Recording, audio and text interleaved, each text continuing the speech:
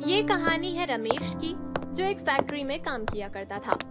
लेकिन कुछ दिनों पहले ही वो फैक्ट्री बंद पड़ गई और वो बेरोजगार हो गया। रमेश की पत्नी बहुत पहले ही गुजर गई थी। रमेश की एक 10 साल की बेटी सीता भी थी। वैसे ही उसके घर का गुजारा बहुत मुश्किल से चलता था। ऊपर से उसकी नौकरी भी चली गई थी, तो घर चलाना और भी मुश्किल हो गया। नौकरी चले जाने की बात उसने सीता को नहीं बताई। रोज की तरह रमेश सुबह घर से निकलता नौकरी की तलाश में, और शाम को नौकरी ना मिलने पर थका हारा वापस घर आ जाता।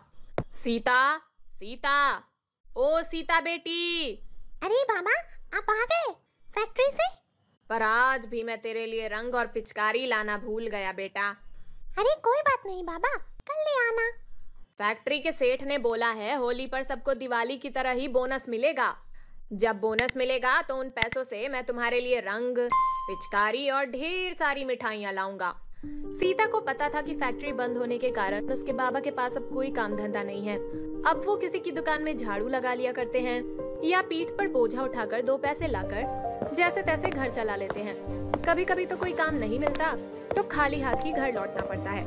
एक दिन रमेश काम की तलाश में बाजार की तरफ जा रहा होता है। देखते देखते होली भी पास आ गई। कल होली है और मैं अभी तक अपनी बेटी के लिए रंग और पिचकारी भी नहीं ला पाया। रमेश ये सब सोचता हुआ चले जा रहा था। तभी उसकी नजर एक रंग और पिचकारी की दुकान पर गई। इस दुकान में मुझे जरूर कोई ना कोई काम मिल जाएगा, तो मालिक से पैसों के बदले में अपनी बेटी के लिए रंग और पिचकारी मांग लूंगा। हाँ मालिक, कोई काम मिलेगा? कोई काम नहीं है। मैं कोई भी काम कर लूंगा मालिक। झाड़ू लगा दूं या झाड़ पोछा कर दूं, कुछ भी। एक बार में सुनाई नहीं देता क्या? कोई काम नहीं है मालिक, मैं बहुत गरीब हूँ, मेरे पास कोई काम धंधा भी नहीं है। कल होली है, मुझे अपनी बेटी के लिए रंग और पिचकारी लेनी है। आप मुझे मेरे काम के पैसे के बदले मुझे रंग और पिचकारी दे देना। शक्ल से तो तुम चोर लगते हो।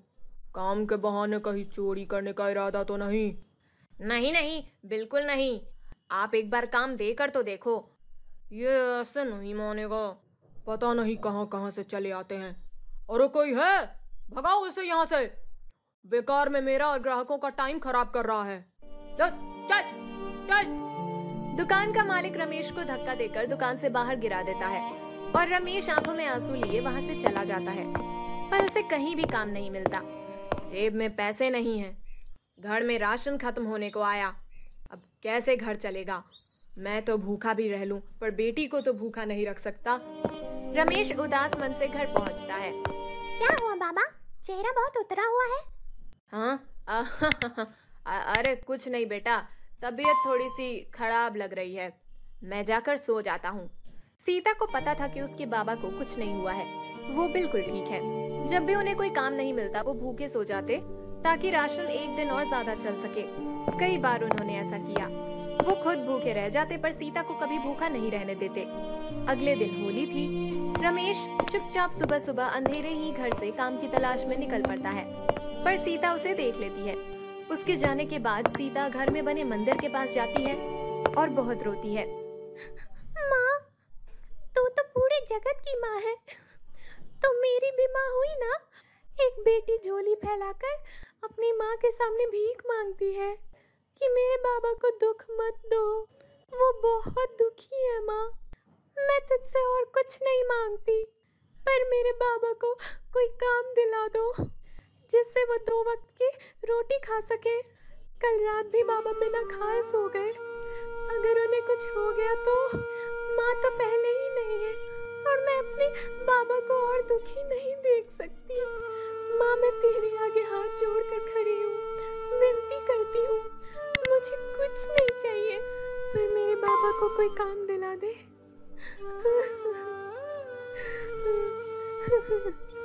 उधर रमेश, आज होली है, हाथ बिल्कुल खाली है। हे भगवान, कुछ काम दिला दो। 2 पैसे हाथ में आए तो अपनी सीता बेटी के लिए मिठाई और रंग लेकर जाऊं। रमेश ये सब सोचते हुए उसी दुकान के आगे से गुजर रहा था जिस दुकान मालिक ने उसे धक्के देकर दुकान से बाहर फेंक दिया था। उसकी नजर फिर से दुकान में रखे रंग और पिचकारी पर जाती है। तभी दुकान का मालिक जल्दी जल्दी दुकान बंद करके कहीं जा रहा होता है। उसके हाथ में एक बैग भी था जो हड़बड़ी की वजह से वहीं दुकान के पास ही गिर जाता है। रमेश उस बैग को उठाकर दुकान के मालिक को देने जाता है, पर उतने में दुकान का मालिक अपनी गाड़ी में बैठकर जा चुका होता है। रमेश बैग खोल कर देखता है। अरे बाप रे, इतने सारे पैसे! इन सारे पैसों से तो मेरी सभी समस्या हल हो सकती है। इन पैसों से मैं तो सीता बेटी के लिए ढेर सारी रंग और पिचकारी ले सकता हूँ। पर उसके मन में कई सवाल भी चल रहे थे। नहीं नहीं, ये ठीक नहीं होगा। पता नहीं किस काम के लिए उन्होंने ये पैसे अपने पास रखे हों। नहीं नहीं नहीं। ये सोचकर रमेश उस दिशा में बैग लेकर भागा जिस दिशा में मालिक की गाड़ी गई थी। पर रमेश को तो दूर दूर तक मालिक की गाड़ी नहीं दिखी। वो वापस दुकान की तरफ गया और मालिक का वही इंतजार करने लगा, पर दुकान का मालिक तो वहाँ नहीं आया। फिर उसने आसपास की दुकानों से दुकान के मालिक के बारे में पता करने की कोशिश की, पर उसे कुछ पता नहीं चला। कुछ दूर जाने पर उसे दुकान के मालिक की गाड़ी दिखाई दी। अरे, ये तो दुकान के मालिक की गाड़ी है। चलो, मेरी मुसीबत तो दूर हुई। अब ये बैग उन्हें वापस करके बोझ हल्का करूं। वो ये सब सोच ही रहा होता है कि तभी उसकी नजर दुकान के मालिक पर पड़ती है। वो अस्पताल के सामने खड़े थे और उनके साथ एक औरत भी थी। वो उसकी पत्नी थी। वो दोनों ही बहुत रो रहे थे। रमेश भागता हुआ उन दोनों के पास पहुंचा। मालिक, मालिक, आप इस बैग के लिए ही रो रहे हो ना? देखिए मालिक, अब आप मुझे चोर नहीं समझिएगा। मैंने इस बैग को चुराया नहीं है। आप अपनी दुकान से बहुत जल्दी में बाहर निकले तो ये बैग वहीं नीचे गिर गया था। रमेश की बातें सुनकर और उसके हाथ में बैग देखकर दुकान का मालिक चौंक गया। अरे, हम इन पैसों के लिए नहीं रो रहे। हमारा एक ही बेटा है, उसका एक्सीडेंट हो गया है। उसे बहुत चोट आई है। वो जिंदगी और मौत से जूझ रहा है। डॉक्टर ने बोला है उसका खून बहुत बह गया है।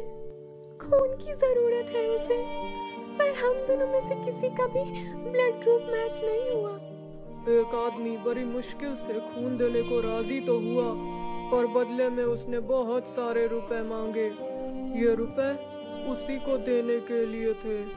पर अस्पताल पहुंचकर मैंने देखा कि रुपयों से भरा बैग जो मेरे हाथों में नहीं था, बिना पैसों के वो आदमी खून देने को तैयार नहीं हुआ और यहाँ से चला गया।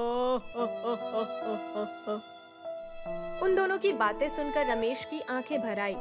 मालिक, मैं दूंगा आपके बेटे को खून। आप ऐसा करिए, मेरा टेस्ट करवा लीजिए। क्या पता आपके बेटे का ब्लड ग्रुप मेरे ब्लड ग्रुप से मिल जाए। रमेश का ब्लड ग्रुप मालिक के बेटे के ब्लड ग्रुप से मिल गया। उसने मालिक के बेटे को खून दिया और अब मालिक के बेटे की तबीयत में सुधार आने लगा। तुमने मेरे बेटे की जान बचाई। तुम्हारा एहसान मैं जिंदगी भर नहीं भूल सकता, न ही इसकी कोई कीमत दे सकता हूँ। फिर भी इस बैग में जो भी रुपए हैं वो सब तुम्हारे हैं। ये आप क्या कह रहे हैं मालिक? जान बचाने वाला तो ऊपर वाला है, मैं नहीं। मुझे ये पैसे नहीं चाहिए। अगर मैं आपसे ये पैसे ले लूंगा तो ऊपर वाले को क्या मुंह दिखाऊंगा?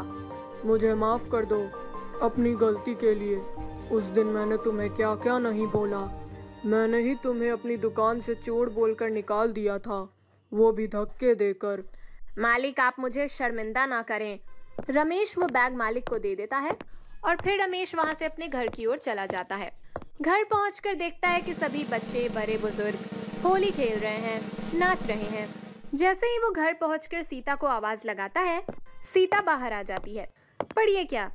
रमेश देखता है कि उसके हाथों में रंग और पिचकारी है। सीता, मेरी बेटी, ये रंग पिचकारी कहाँ से आई? कौन लाया? बाबा, आज मैं बहुत खुश हूँ। मेरी माता रानी ने मेरी सुन ली। आपको नौकरी मिल गई। नौकरी? तभी घर के अंदर से वही दुकान का मालिक और उसकी पत्नी बाहर आ जाते हैं। मालिक, आप यहाँ? ये पैसे का बैग जिसके तुम हकदार हो, ले लो ये, और मैं अपनी दुकान में तुम्हें नौकरी पर रखता हूँ।